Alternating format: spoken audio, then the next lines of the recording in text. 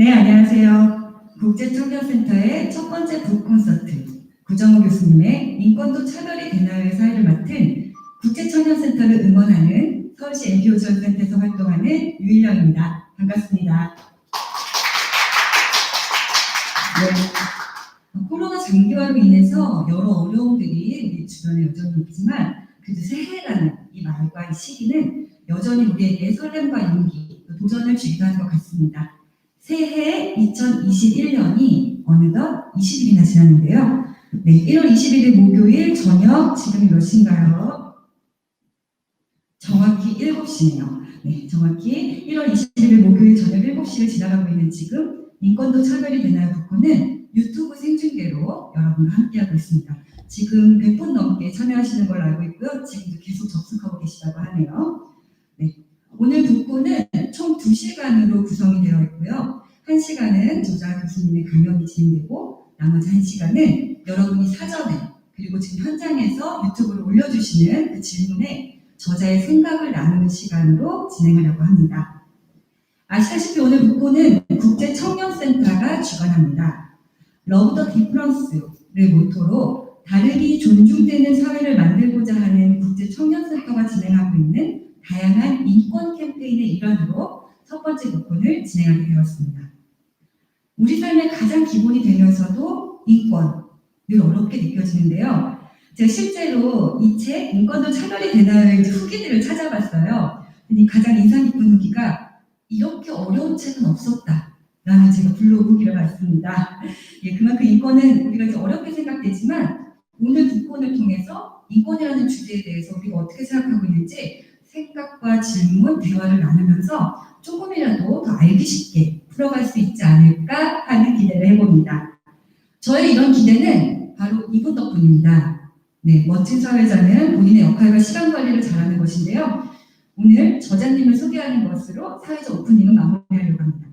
국제청년센터의 이번 북콘서트 취지를 공감해 주시고 강연 나눔으로 함께해 주신 오늘의 저자 구정호 교수님을 소개하겠습니다. 지금 여러분이 있는 곳에서 박수와 환호로 함께해 주세요.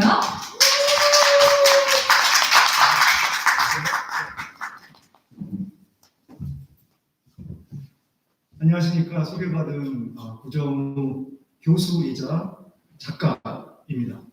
구정호 작가라고 하는 표현은 아직까지 좀 어색한데요. 근데 들으면 들을수록 묘한 매력 있는 표현이 아닌가 생각을 합니다. 오늘 좀 얼굴에 약간 비비를 바르고 왔는데 여기 보니까 이거 마스크 쓰라고 그래가지고 어쩔 수 없이 쓰고 진행을 해야 될 것 같고요. 그리고 오늘 아주 아담한 그 서울시 NPO 지원센터에서 스튜디오가 꾸며져 있어서 아주 아담하게 잘 세팅이 되어 있는 것 같습니다. 다만 이제 제가 이 태블릿을 보면서 말씀을 드릴 텐데 이게 뭐 원고가 아니고 그냥 PPT 여러분들 뒤에 보시는 PPT들이 있는데 그냥 마음을 먹고 왔어요. 제가 그냥 긴장하지 말고 그냥 생각나는 대로 북가는 대로 얘기하자 이런 생각으로 왔고요. 오늘 많은 분들이 신청을 해주신 것 같더라고요. 제가 듣기로는 400명 정도 신청을 해주셨다라고 들었고 그리고 지금 많은 분들이 접속을 해주고 계시는데 그래서 신청할 때 왜 이 북콘서트에 참여하게 되었는지 뭐 이런 부분들을 또 말씀을 해주셨습니다. 질문도 많이 해주셨고 질문은 100개 넘게 해주셨기 때문에 보니까 참 많은 그 다양한 그 배경을 가진 분들이 신청을 해주셨더라고요. 대학생분들이 압도적으로 많았어요. 사회복지학 하시는 분, 또 간호학 전공하시는 분, 정치학, 법학, 사회학, 다양한 또 상담 심리 하시는 분 이런 분들이 참여하고 계시고 그런 전공하시는 분들 그리고 실제로 교사분도 참여하고 계시고 상담사분들 일반인 중에서는 다양한 그런 배경을 갖고 있는 분들이 참여하고 계시는 걸로 알고 있습니다. 그래서 너무 감사드리고요. 어떤 한 분이 말씀하신 게 이제 생각이 나는데 이 북콘서트에는 광고만 보고 직접 신청해 본 적이 없는데 이번에 처음으로 신청을 했다고 하더라고요. 근데 그걸 보면서 제가 느꼈던 것은 사실은 저도 북콘서트가 처음입니다. 그래서 제가 강의 경력을 한 12년 정도 되는데요. 근데 이 북콘서트를 하는 것은 지금 처음이기 때문에 저도 굉장히 사실 설레는 마음으로 준비를 했고 이 자리에 왔습니다. 그래서 약간 살짝 떨리기는 하는데 그래도 이 떨리는 마음을 살짝 누르면서 진행을 해볼까 합니다. 나의 인권과 당신의 인권의 그 사이라고 하는 제목을 적어봤는데요. 많은 그 신청자분들께서 그런 질문을 해주셨습니다. 이 책을 왜 쓰게 됐느냐? 그런 질문을 해주셨습니다. 인권이라고 하는 것이 사실은 많은 분들이 익숙하게 듣는 그런 개념이자 단어죠. 신문지상에서 늘 보는 단어이고 이제는 굉장히 익숙한 그런 단어인데, 근데 인권을 말하는 사람들이 사실은 좀 더 포용하고 인권을 실질적으로 증진시키기보다는 뭔가 좀 갈등을 유발하고 인권을 통해서 뭔가 문제가 해결되기보다는 우리가 좀 오히려 문제도 더 만들고 오히려 더 차별하고 이런 부분들이 좀 생기는 게 아닌가. 그리고 인권이라고 하는 그 키워드를 통해서 뭔가 한쪽 방향으로 몰아가려고 하는, 조금 이념적으로 접근하려고 하는 이런 시각들이 있는 것 같아서 저는 그런 것들을 조금 좀 바꿔보고 싶었어요. 그래서 여러분들이 아마 느끼실 때 사회자분들도 소개해 주셨지만 굉장히 어려운 책이었다. 그 말씀에 굉장히 공감하고요. 그 이유는 어떤 입장 두 가지를 제가 다 좀 균형감 있게 좀 공평하게 따져보려고 했기 때문에 좀 어려운 게 아닌가. 그냥 한쪽 방향으로 쭉 몰아가면 오히려 쉬울 수 있겠지만 어떨 때는 일로 갔다 어떨 때는 또 절로 갔다 자꾸 왔다 갔다 하기 때문에 뭐 범죄자는 흉악범 같은 경우에는 사실은 인간이기를 포기하는 사람일 수 있는데 조두순 같은 경우가 대표적인 경우죠. 그러나 또 국제 기준을 보면은 이런 흉악한 범죄자라 할지라도 인간이기 때문에 인간의 존엄성을 최소한의 인간의 존엄성을 보호해줘야 된다라고 하는 또 그런 시각이 있습니다. 그래서 이 두 가지를 다 보여드리는 거거든요. 미투 운동이 성폭력 문제를 제기하고 우리 사회의 그 젠더 문제를 굉장히 중요하게 부각시켰죠. 그러면서 많은 기여를 했는데 또 다른 한편에서는 저희 남학생들하고 또 얘기를 해보면 미투 운동을 통해서 남학생들이 또 불편해하는 부분도 있더라고요. 그래서 그런 부분들을 보면서 양쪽을 다 소개해주는 그런 입장을 취했기 때문에 여러분들이 뭐 어렵다라고 생각을 하실 수가 있는데, 그래서 신청자분의 한 분이 그런 말씀을 하시더라고요. 오늘 구정호 교수님, 작가님이 도대체 입장이 어떤가를 보고 싶다는 거예요. 어디에 서 계신가? 이거를 좀 보고 싶다는 거예요. 그 중립이라고 하는 것은 있을 수가 없기 때문에 말은 그렇게 하지만 구정호 교수님이 정말 어떤 입장이신지를 알고 싶다.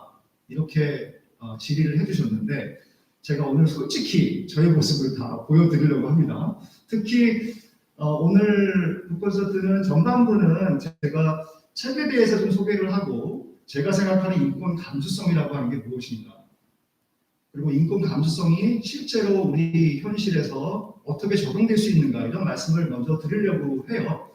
오늘 그 AI 이루다 사례도 좀 집중적으로 말씀을 드리려고 하는데요. 인권이라는 입장에서, 인권 감수성이라는 입장에서 그거를 한 다음에 이제 중간 부분부터는 여러분들이 사전에 질문하신 내용을 가지고 질의응답을 하려고 합니다. 질의응답을 하는 과정에서 조금 더 저의 입장을 선명하게 말씀드릴 수 있지 않을까. 인권도 차별이 되나요에서 저자가 보여줬던 그 입장과 실제로 Q&A를 통해서 답변하는 저의 입장을 비교해 보시면 제가 어디에 서 있는지를 조금은 아마 짐작하실 수 있지 않을까, 그런 생각을 합니다. 자, 우선 좀 제 첫 번째 파트를 좀 출발을 해보면, 자, 첫 번째 다 보이시죠? 제가 말씀드리면서 슬라이드가 뒤에서 지나가니까 참고하시면 될 것 같습니다. 처음에 책이 나왔는데 여러 신문사에서 보도들 많이 해줬습니다. 그 중에 한 기자는 여기서 보시면 정아람 기자라고 하는 중앙일보 기자인데요. 제가 고려대학교에서 첫 강의를 했는데 2008년도에 그때 제 수업을 들었던 제자입니다. 지금 JTBC 기자인데 이 당시 중앙일보 기자였죠. 그래서 제가 책을 쓴 걸 보고 와서 교수님 인터뷰 하시죠. 즐겁게 하겠습니다 하고 제 연구실에 찾아와서 인터뷰를 했던 내용입니다. 그러면서 이제 이 헤드라인에 나왔던 것이 인권 존중한다면서 나만 앞세우는 이기적인 인권이 문제다. 제가 아까 말씀드린 것처럼 인권을 얘기하는 많은 분들이 사실은 상당한 정도로 좀 한쪽으로 몰아가려고 하는 그런 입장과 태도를 견지하고 있는 경우들이 많습니다.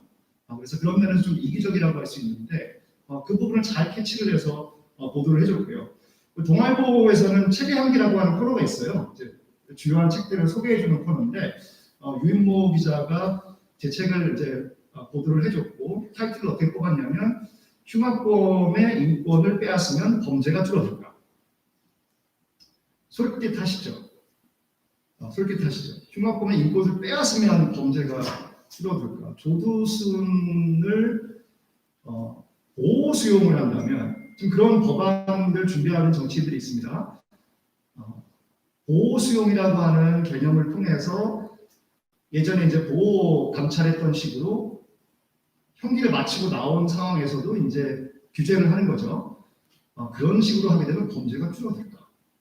제가 이따가 말씀드리겠지만 전주교도소에서 노래방을 만들려고 하는 시도가 있었습니다. 수용자들의 어떤 문화생활을 위해서 노래방을 만들려고 했는데 여기에 대한 논쟁도 굉장히 많았죠. 그런 식으로 노래방을 제공했을 경우에 인권이 오히려 범죄가 오히려 늘어날까? 그렇죠? 그래서 이 사람들의 인권을 빼앗으면은 우리가 더 인권이 좋아지고 우리가 더 살기 좋아지고 저희가 실현된다 이렇게 생각할 수 있습니다. 그런 질문을 던지는 이제 제목을 뽑았고 그리고 한국일보에서는 인권 문제를 제대로 고민하는 법으로 뽑았습니다. 글쎄 제대로 고민은 할 수 있을 것 같은데 아마 머리는 좀 아프실 거예요. 한쪽만 보는 게 아니고 양쪽을 다 봐야 되기 때문에. 자, 지난 30년 동안 우리 한국에서 대한민국에서 인권이라는 말이 많은 그런 변천의 과정을 따랐습니다. 그 얘기는 뭐냐면 1990년대로 거슬러 올라가면 주요 신문들이 인권을 보도하는 보도량을 보면 1990년도에 약 1000건 정도의 신문 기사를 보도를 했어요. 그 얘기는 뭐냐면 인권이라고 하는 주제를 가지고 보도하는 신문 그 보도량을 봤더니 한 1000건 정도에 지나지 않았거든요. 그림에서 보시는 것처럼. 근데 이제 2000년대 중반 정도로 오면 2003년도에 정확히 보면 2003년도에 보도하는 신문 숫자가 신문 기사 숫자가 4000건을 넘어섭니다. 그러다가 2012년도에 약 7000건 정도의 언론 보도, 신문 보도가 있습니다. 이때 신문은 조선중앙, 한겨레, 경향 네 가지 신문만 가지고 여기서 저희가 분석을 했던 건데요. 이건 제 연구에서 가져온 표입니다. 그래서 상당히 그 긴 시간 동안 인권에 대한 관심이 굉장히 커졌다는 것을 보실 수가 있고요. 그 다음 그림은 제가 지난 3년만 데이터를 다시 뽑아봤습니다. 인권을 연구하시는 분들 중에서 이 빅데이터라고 하는 그런 어떤 방법론을 가지고 인권을 연구하시는 분들이 최근에 많이 생겨났거든요. 저도 이제 인권 빅데이터 연구를 최근에 많이 하고 있는데요. 그래서 신문 기사들을 다 그 크롤링이라고 얘기를 하는데 다 훔쳐왔어요. 그래서 그 URL을 다 갖고 와가지고 뷰티풀 숲 이런 걸로 쫙 다 긁어왔습니다. 그래서 크롤링을 해와서 기사가 몇 개나 되나 어떤 내용이 보도가 됐나 이런 것들 다 분석을 해봤는데 그 결과를 보여드린 겁니다. 일부를 여기 보시면은 여기서는 이제 한 달 기준으로 나눴기 때문에 숫자가 앞으로는 잘 매치가 되지 않지만 2018년도를 기준으로 보면은 약 한 9,000건에 가까운 신문 기사가 보도가 됐고 2019년도에 한 40,000건 정도 기사 2020년도는 한 지금 6개월 정도 지난 상태였거든요. 제가 연구를 했을 때 이때만 해도 이미 5,000건이 넘었습니다. 그래서 한 12,000건 정도가 되는 신문 언론 보도 그런 수준을 볼 수가 있었습니다. 그럼 어떻습니까? 30년 동안 봤을 때 1,000건으로 출발을 해서 12,000건으로 늘었기 때문에 12배가 늘어난 것이죠. 그만큼 인권에 대한 관심이 굉장히 커졌다는 것을 아실 수가 있습니다. 인권이라고 하는 것이 무엇일까요? 사실은 어려운 질문인데요. 인권이 굉장히 쉬운 것 같기도 하면서 뭐 정의랑 비슷한 것 같기도 하고 이게 뭐 도덕이랑 비슷한 것 같기도 하고 그리고 내가 마음을 착하게 먹으면 인권을 뭔가 지킬 수 있을 것 같고 존중할 수 있을 것 같은데 꼭 그렇지는 않습니다. 왜냐하면 인권이라고 하는 주제를 오랫동안 연구해온 연구자들이 있고 또 법학자들이 있고 또 법조인들이 있습니다. 그리고 활동가들도 있죠. 이 분들이 그동안 인권이 뭔지에 대해서 많이 고민을 했고 여러 가지 이제 해결책을 내놨는데 답을 내놨는데 그 중에 한 가지 답은 여기서 보시는 바대로입니다. 인권은 네 가지로 구성되어 있다. 하나는 자유권, 두 번째는 사회권, 세 번째는 평등권, 그리고 네 번째는 법과 제도입니다. 이 부분은 유엔 최고 대표부라고 하는 말하자면 유엔 내에서 인권이라고 하는 주제를 가장 중요하게 다루는 그런 기관입니다. 그걸 유엔 최고 대표부라고 하는데 여기에서 만든 인권 부분입니다. 그래서 이 네 가지의 이제 필라로 네 가지의 어떤 기둥으로 구성이 되어 있는데 뭐 자유권은 종교의 자유라든가 양심의 자유, 뭐 표현의 자유, 집회 결사의 자유 이런 것들이 해당이 되겠죠. 그리고 사회권은 최근 저희가 뭐 불평등이라든가 이런 부분에 관심들이 많이 있는데 그리고 이제 갑질 문제 이런 부분 관심이 많지 않습니까? 그래서 여기서 핵심적인 것은 노동권이 되게 중요해요. 노동권이 되게 중요하고 사회복지권도 되게 중요하고요. 좋은 교육을 받을 권리 그리고 좋은 문화를 향유할 권리 최근 뭐 AI라든가 디지털 기술 많이 이야기하는데 그런 기술들, 과학의 발전을 향유할 권리 이런 것도 모두 사회권에 속합니다. 굉장히 재미있죠? 또 한 가지는 평등권입니다. 아마도 많은 분들이 제 책을 읽으신 분들 또 우리 김재 교수님의 선량한 차별주의자를 읽은 분들이 아마 인권을 이렇게 생각을 많이 할 거예요. 인권은 평등권이다. 인권은 소수자들의 평등권을 보장하기 위해서 만들어졌고 우리가 논의하는 어떤 묶음이다. 이렇게 이해를 할 겁니다. 그래서 이 부분을 굉장히 중요하게 보실 텐데 맞습니다.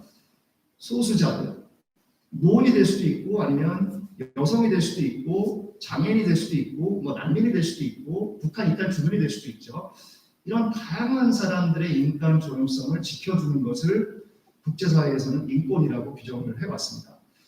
마지막은 법과 제도인데 이거는 뭐냐면 우리가 아무리 인권을 이야기하더라도 법이 없으면 제도가 없으면 정책이 없으면 인권을 잘 보장할 수 없습니다. 그래서 저희가 헌법도 있는 것이고요. 그리고 저희 나라에서는 국가인권위원회라고 하는 인권을 주요하게 인권을 보호하고 보장하는 국가기구가 있는 것이죠. 그리고 국가인권기본계획이라고 하는 정책이 있습니다. 이걸 NAP라고 주로 부르는데요. 인권 연구하는 분들은 이런 국가인권 정책을 만들어서 또 운영을 합니다. 이런 것들을 왜 합니까? 이런 정책과 법을 통해서 실질적으로 실효성 있게 인권을 보호하려고 하는 것이죠. 그렇기 때문에 국제사회에서는 이 네 번째 축도 굉장히 중요시합니다. 법과 제도. 다른 각도에서 보면 조금 더 철학적인 측면에서 좀 이해를 해보면 많은 철학자들이 인권에 대해서 다양한 얘기를 했습니다. 로크도 얘기했고요. 칸트도 얘기했고요. 루소도 얘기했고요. 그리고 루즈벨트도 얘기했습니다. 몇 가지만 제가 한번 소개해 드릴게요. 존 로크라고 하는 계몽주의 철학자는 이렇게 얘기했습니다. 인간은 나면서부터 양도할 수 없는 권리를 갖는다. 이른바 양도할 수 없는 권리. 영어를 좀 써보면 inalienable rights입니다. 제가 지금 발음이 좀 잘 불러가나요? 저녁 시간이라 목소리 좀 잠기고 좀 그런데 뭔가 발음을 잘 했기를 바라는 마음인데요. 여튼 양도할 수 없는 권리라고 하는 게 굉장히 중요한 개념입니다. 이것은 17세기부터 철학자들이 사상가들이 인권의 핵심은 이것이다라고 논쟁을 하고 지금에까지 이어져 왔는데 거기에 핵심이 양도할 수 없는 권리라고 하는 겁니다. 한번 생각을 해보십시오. 정인 양부모 정인이를 그렇게 고문하듯이 해서 멍을 내고 상처를 내고 결국 죽음에까지 이르게 했는데, 정말 너무 답답하죠. 이런 일들이 끊이지 않고 있습니다. 아동 학대하는 일들이 너무나 분노하시고 다들 정말 짐승만도 못한 사람이라고 아마 이야기를 할 겁니다. 하지만 인간이지 않습니까? 정의 양도도 인간이기 때문에 양도할 수는 없는 권리를 갖는다라고 하는 것입니다. 조두순도 마찬가지죠. 이 흉악한 범죄자에 대해서 인간이기 때문에 우리가 인정하든 인정하지 않든 간에 인간이기 때문에 최소한의 양도가 불가능한 권리를 갖는다는 것입니다. 칸트는 이런 얘기를 했습니다. 우리는 이성적 존재이기에 존중받아야 하는 존엄성을 지녔다. 이성적인 존재이기에. 저는 이 부분을 되게 강조하고 싶은데요. 여러분들이 제 책을 읽으면서 좀 어렵다는 말씀을 하셨잖아요. 그 이유 중에 하나는 뭐냐면 제가 늘 얘기하는 게 뭐냐면 우리 이성을 작동시켜야 된다. 제가 그런 말씀 드렸죠. 판사가 돼야 된다. 어떤 이슈에 대해서 우리만의 입장을 내고 판단하는 게 굉장히 중요한데 그때 각자가 판사가 됐다는 입장으로 어떤 입장에 대해서 자기의 어떤 태도를 만들어봐라. 이런 권고를 들었는데 그래서 이성이라고 하는 게 굉장히 중요하다. 이 얘기를 칸트가 했습니다. 그리고 프랭클린 루즈벨트라고 하는 미국 전 대통령은 굉장히 중요한 얘기를 했어요. 의사 표현의 자유, 신앙의 자유, 공포로부터의 자유, 결핍으로부터의 자유. 결핍으로부터의 자유라고 하는 것은 기본적인 그 최소한의 어떤 돈도 있어야 될 것이고요, 살 집도 있어야 될 것이고요, 입을 옷도 있어야 될 것이고요. 이런 경제적인 권리들, 이런 것들을 의미한다고 볼 수 있겠죠. 공포라고 하는 것은 국가로부터 고문을 받지 않는다거나 이런 것들을 의미한다고 할 수 있고요. 자, 그러면 제가 책에서 계속 이야기를 하고 있는 인권 감수성에 대해서 좀 말씀을 드리겠습니다. 인권 감수성이라는 말을 사실은 상식적으로 이해하면 그렇게 이해하기 어렵지 않을 수도 있어요. 인권 감수성. 감수성이라고 하는 건 좀 예민하게 반응하는 거잖아요. 말 그대로 인권이라고 하는 그런 개념을 생각하면서 원칙을 생각하면서 예민하게 좀 더 주의 깊게 어떤 이슈에 대응하는 것을 의미를 하겠죠. 근데 저는 그보다 조금 더 나아가서 조금 제가 학자니까 좀 학문적으로 좀 정의를 좀 내려봤는데 뭐 이런 겁니다. 상대에 대한 공감을 토대로 특정한 상황에서 인권이 왜 어떻게 적용되어야 하는지 판단하고 설명할 수 있는 능력이다. 이렇게 얘기했고요. 두 번째로 인권의 원리를 중심으로 생각과 태도, 말과 행동을 조절할 수 있는 능력. 이렇게 정의를 내려봤습니다. 두 가지가 중요한데요. 첫 번째는 뭐냐면 어떤 특정한 상황에서 인권이 왜 적용되어야 하는가, 인권이 왜 중요한가, 그것을 내 말로 표현할 수 있어야 된다는 겁니다. 이게 첫 번째고요. 두 번째는 인권의 원리를 통해서 나의 행동을 돌아보고 나의 행동을 그렇게 조절해 나가는 것을 의미하는 겁니다. 내가 말을 할 때, 행동을 할 때, 내 제스처를 취할 때, 그렇죠? 내가 결정장애가 있다 이런 얘기 많이들 하시잖아요. 선량한 차별주의자의 처음에 나오는 그 말인데 저도 사실은 많이 씁니다. 썼었고.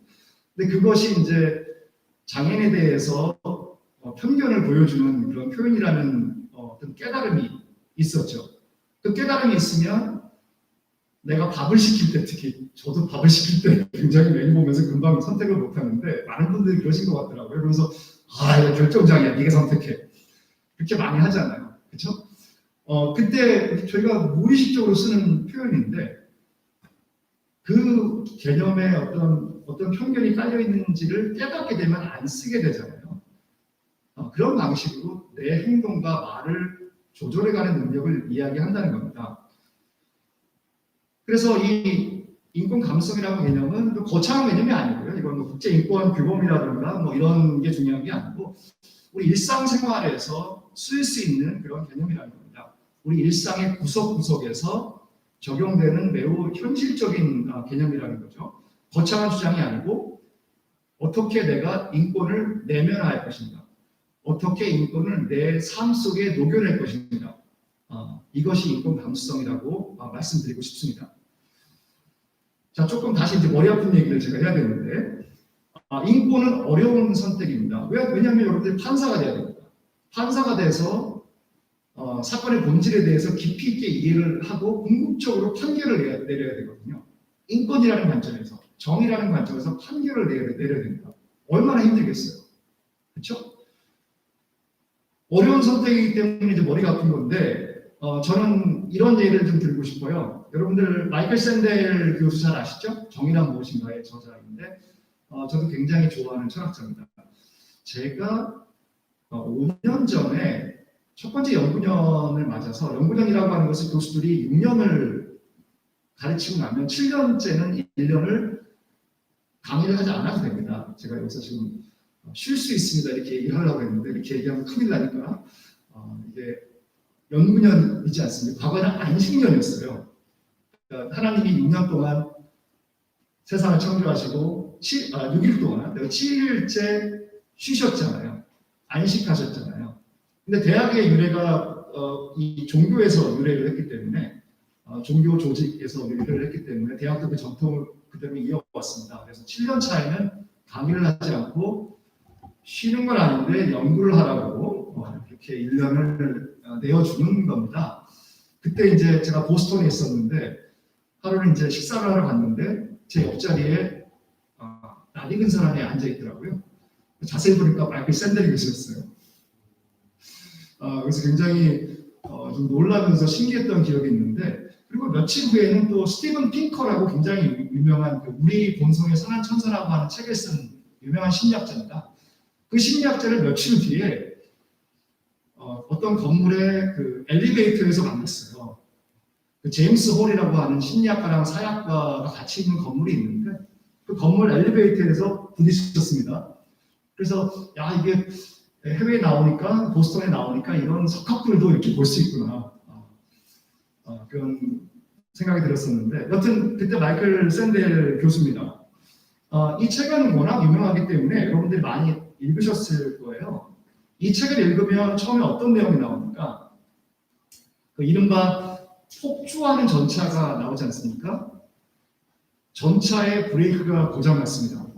그래서 직진을 할 수밖에 없는데, 직진을 하게 되면 5명의 작업자를 죽이게 돼 있고, 내가 버튼을 누르면 측면 선로로 빠질 수가 있습니다.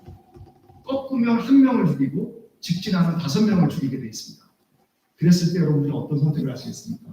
버튼을 누르시겠습니까?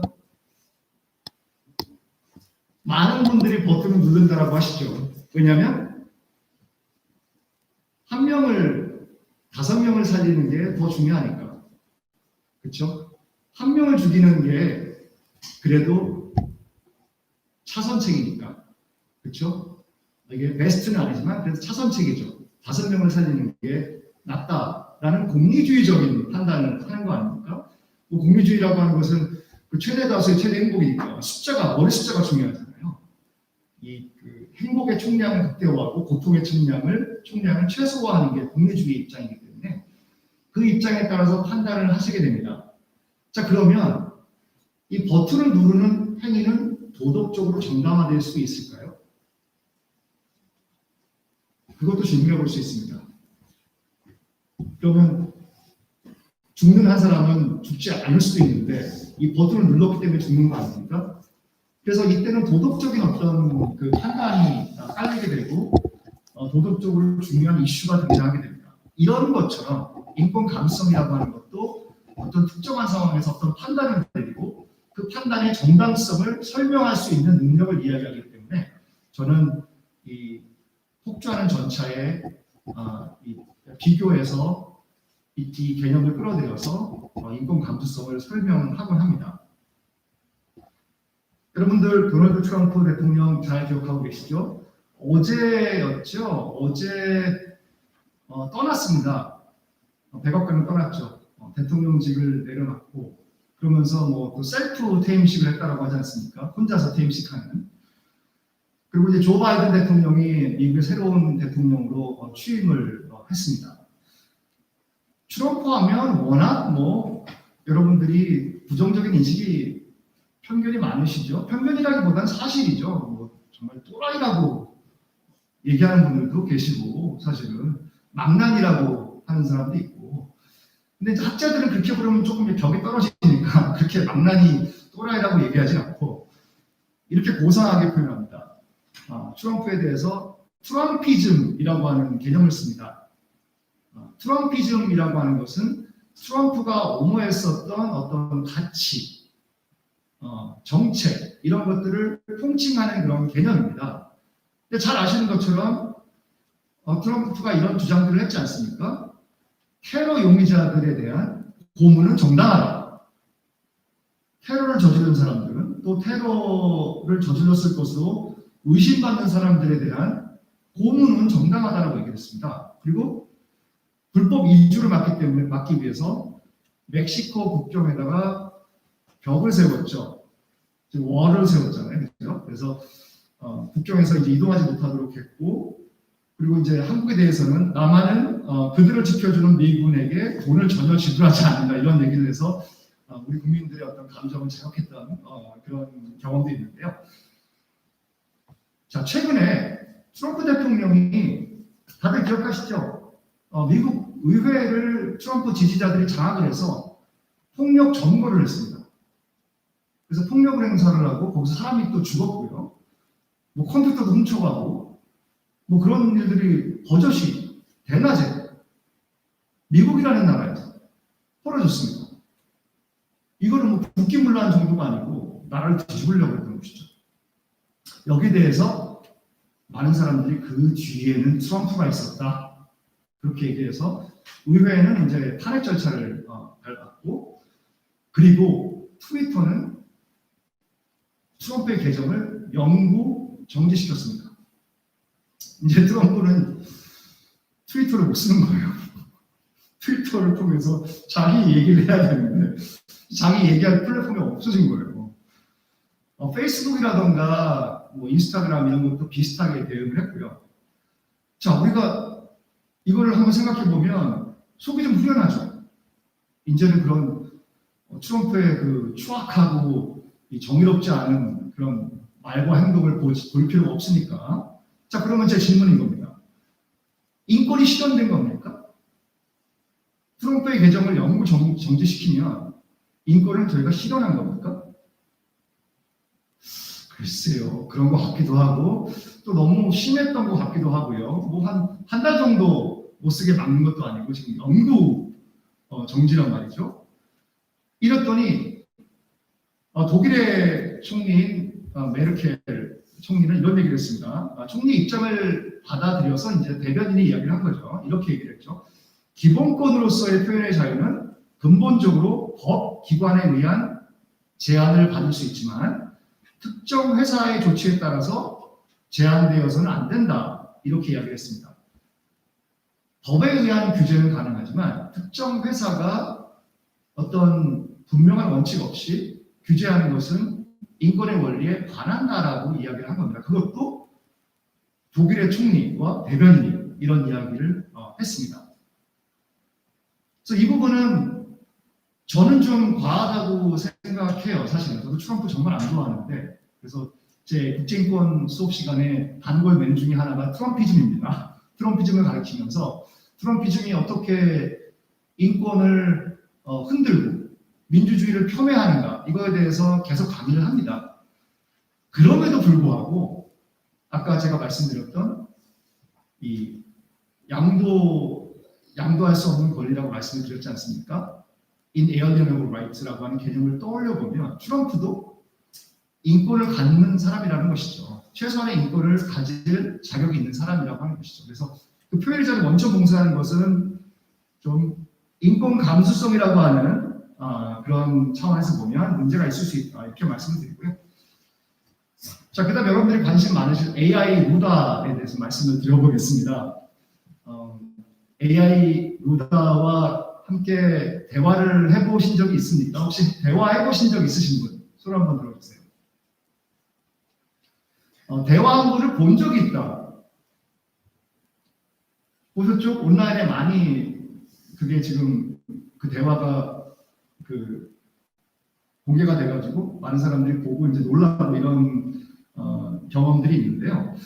이 AI 루다라고 하는 것은 뒤에서 보시는 것처럼 20세 여성을 인물상으로 설정을 했습니다. 그 인물상을 전문용어로 쓰면 그 페르소나라고 하거든요. 페르소나라는 표현들을 이제 국내 개발자들이 많이 표현하는데 이 페르소나는 20대 여성으로 잡은 겁니다. 20세 대학생을 잡았어요. 그래서 이런 캐릭터가 나오죠. 근데 처음에 이제 이 이루다의 인권 침해 논란, 그다음에 혐오 논란 이런 게 나왔을 때 저는 그렇게 생각했어요. 이거 아예 대충 이거 학습시켜가지고 대충 만들었겠지. 이거 만든 사람 누구야? 그렇게 제가 생각을 했는데 제가 공부를 해보니까 그렇지가 않더라고요. 이게 이제 김종윤 대표라고 이게 그 포브스에서 영향력 있는 100대 개발자 중에 한 명으로 꼽힌 사람입니다. 연애과학이라고 하는 그 앱으로 굉장히 유명해졌죠. 이 사람이 스케프터 랩이라고 하는 스타트업 기업을 만들어서 이 스타트업 기업이 AI 기술을 굉장히 열심히 연구했어요.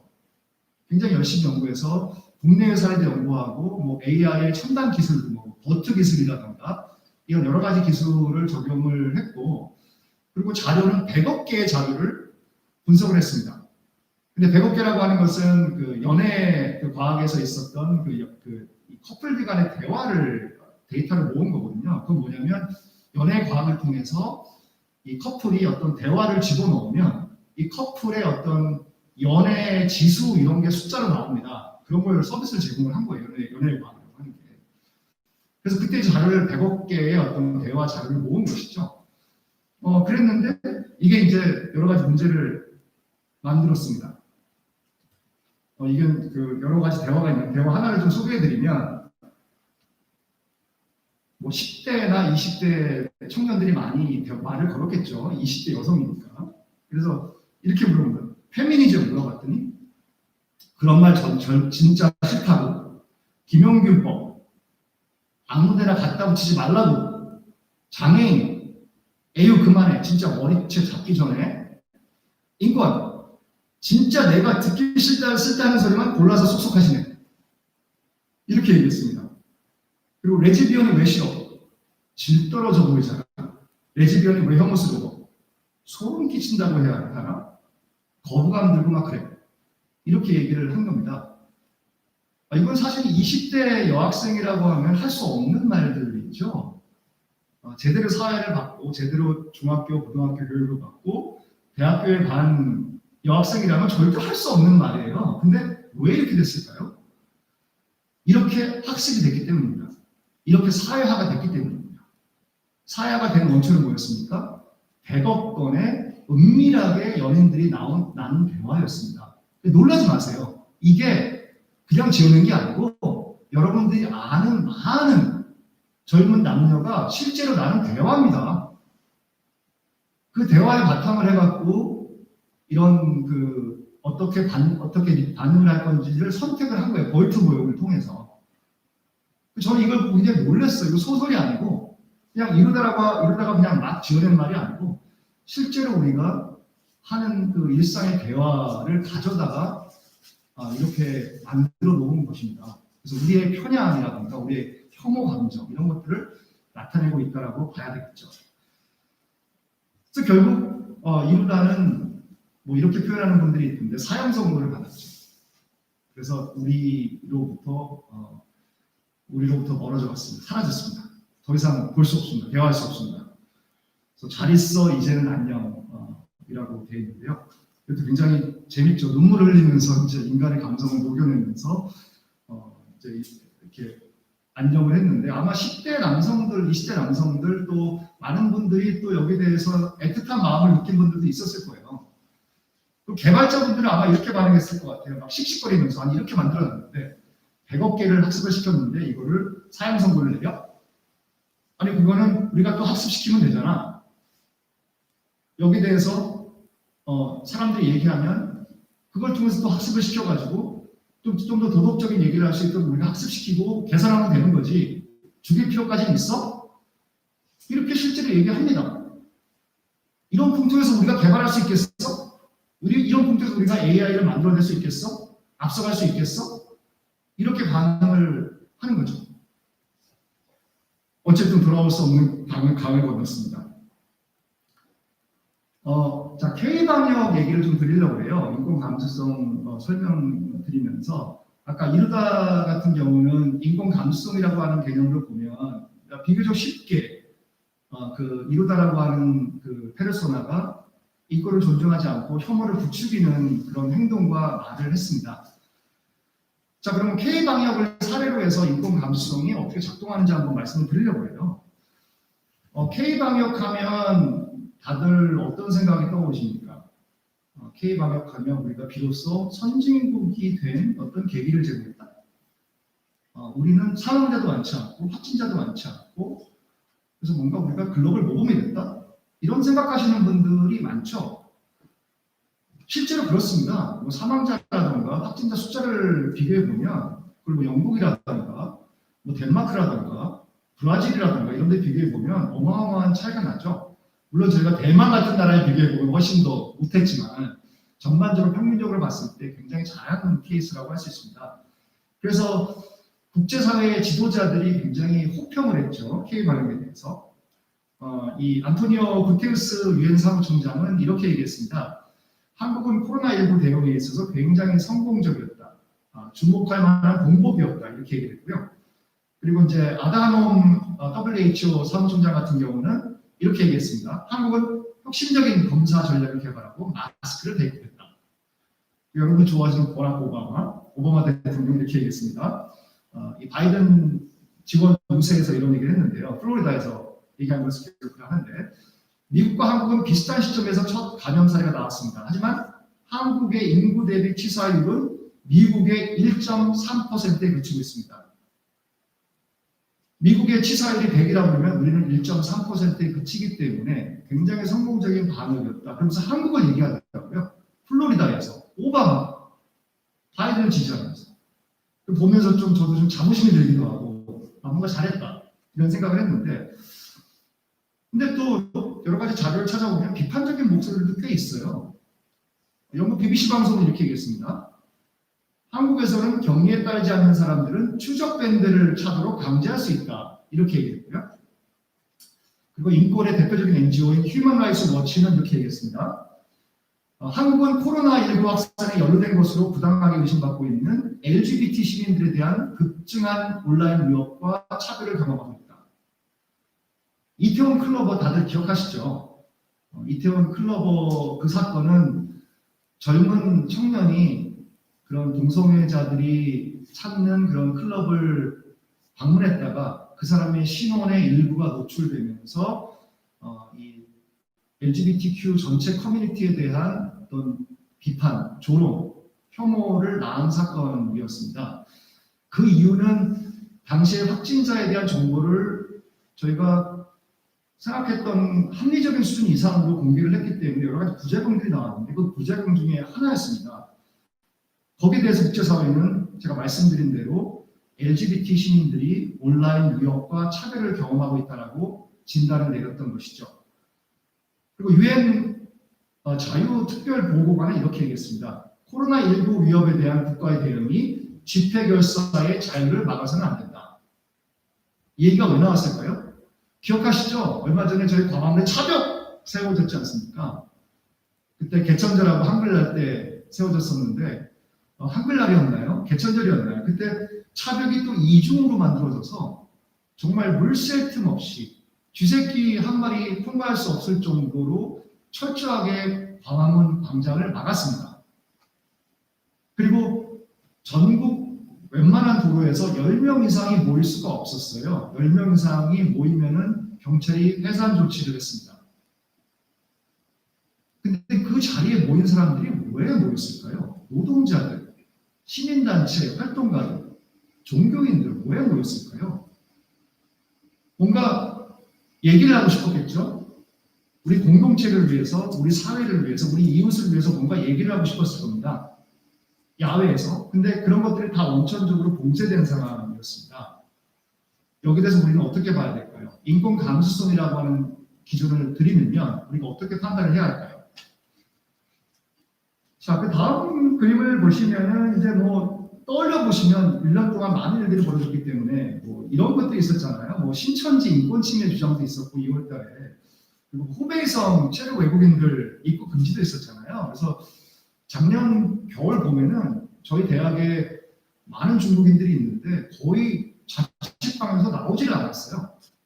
왜? 무서우니까, 두려우니까. 한국 사람들이 나를 어떻게 볼지 무섭고 두려운 거예요. 그래서 중국 학생들이 어느 순간에 다 숨어버렸어요. 너무 안타까운 일이 있었는데, 그리고 4월 달에는 전자 팔찌 논란이 있었죠. 전자 발찌가 아닙니다. 이 성범죄자들이 채웠었던 전자 발찌가 전자 팔찌로 둔갑돼서 밀접 접촉자들에 대해서 전자 팔찌를 채우자라고 하는 주장이 정치권에서 나왔죠. 그래서 여기에 대해서 논쟁도 있었고요. 이태원 클러버 논쟁이 5월달에 있었고, 광화문 집회, 종교의 자유 논란, 차벽 설치 논란 이런 것들이 그동안 있었습니다. 자, 초기에 확진자들에 대해서 우리가 어떻게 대응을 했는가 한번 생각을 해봤으면 좋겠습니다. 뒤에 보시면 제가 하나의 사례를 갖고 왔는데요. 초기에 다들 기억하실 거예요. 저희가 많은 정보를 원했잖아요. 정보에 굉장히 갈급했잖아요. 어떻게 하면 이 바이러스를 피할 수 있을까? 정말 정보 하나하나가 굉장히 갈급할 때였는데 그 당시에 우리는 이런 식으로 정보 공개를 했습니다.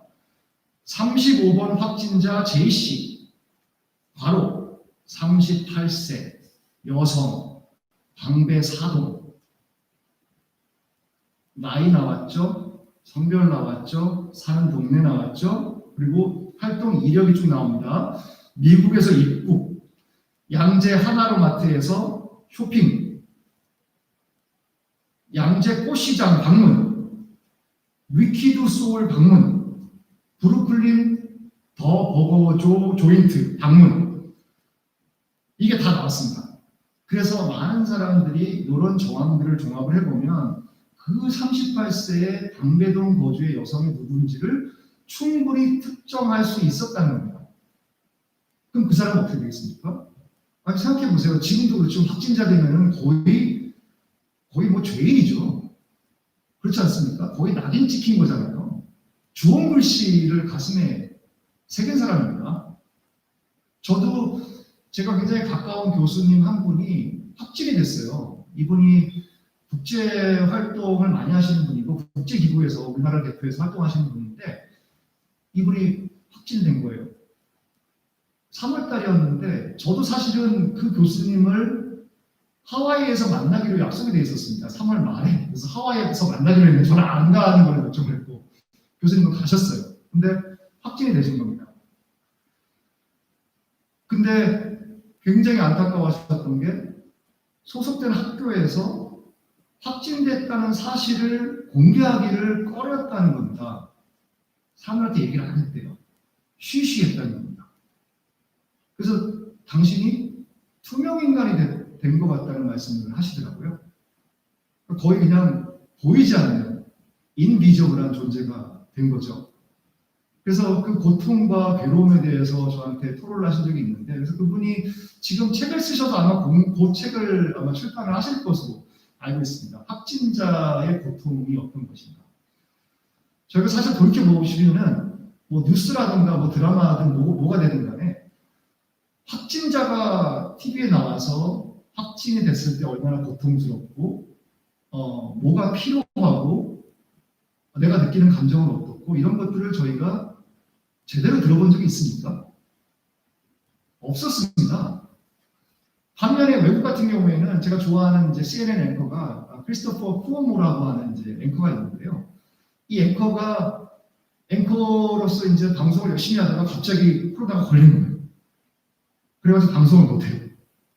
방송을 안 했나요? 아닙니다. 했죠. 어디서 했습니까? 자택 지하에서 했습니다. 자택 지하에서 방송을 했어요.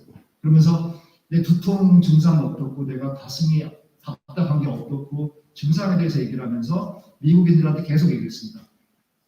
여러분들 희망을 잃지 말아라.